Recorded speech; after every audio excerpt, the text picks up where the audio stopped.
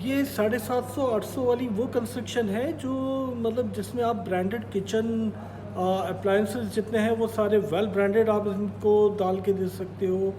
और मतलब हर चीज़ ऑथेंटिक होगी। वैल्यूएबल आप एक कंस्ट्रक्शन आप इनको करके दे सकते हो। और सस्ते में जाओगे तो बिल्कुल ही मतलब वो फिर माल बिकता भी नहीं है ना। और माल बिक भी जाएगा तो नाम नहीं बनेगा, क्योंकि लोग फिर आप पे ट्रस्ट नहीं करेंगे बाद में।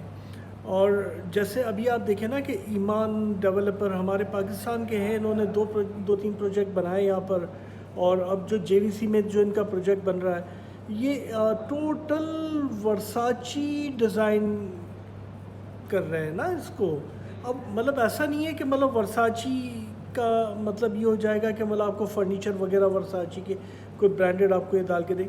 नहीं, फर्नीचर नहीं, मतलब ये किचन डिज़ाइन होगा वर्साची से, टाइल्स वगैरह जो है ये वर्साची के होंगे।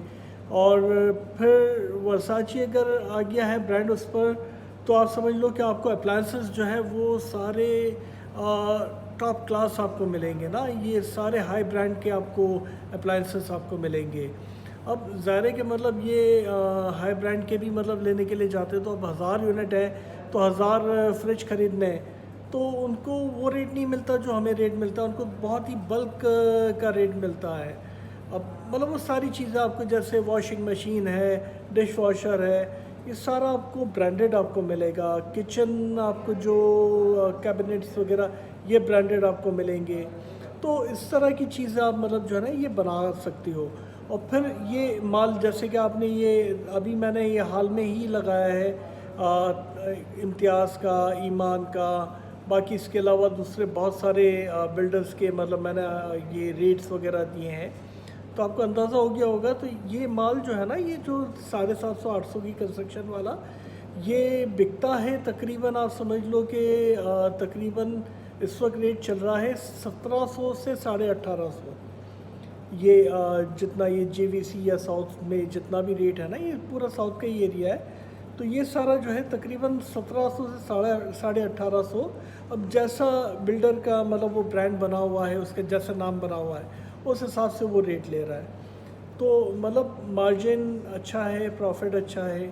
फिर अगर आपके पास जैसे मतलब ऐसा नहीं है कि अब कंस्ट्रक्शन करनी है आपको और इसका ये बजट बन रहा है तकरीबन 100 मिलियन का, तो 100 मिलियन आपके पास होने चाहिए। नहीं, आपके पास तकरीबन उसका 50% आपके पास होना चाहिए।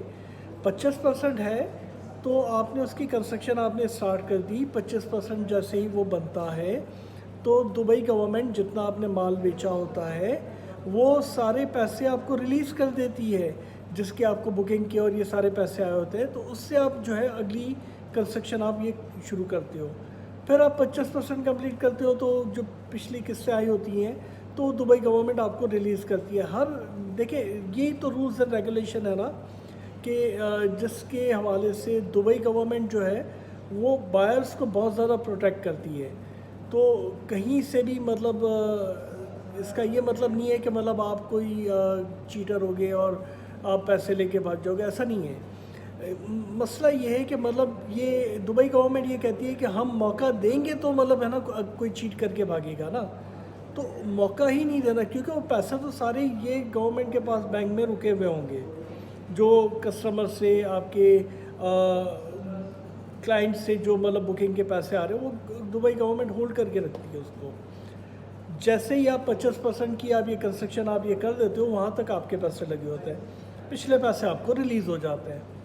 तो आपको भी इसी तरह से काम करना होगा। 25% के पैसे होने चाहिए, बाकी जैसे 100 मिलियन के तो 25 मिलियन आपके पास है, तो आप काम कर सकते हो यहाँ पर।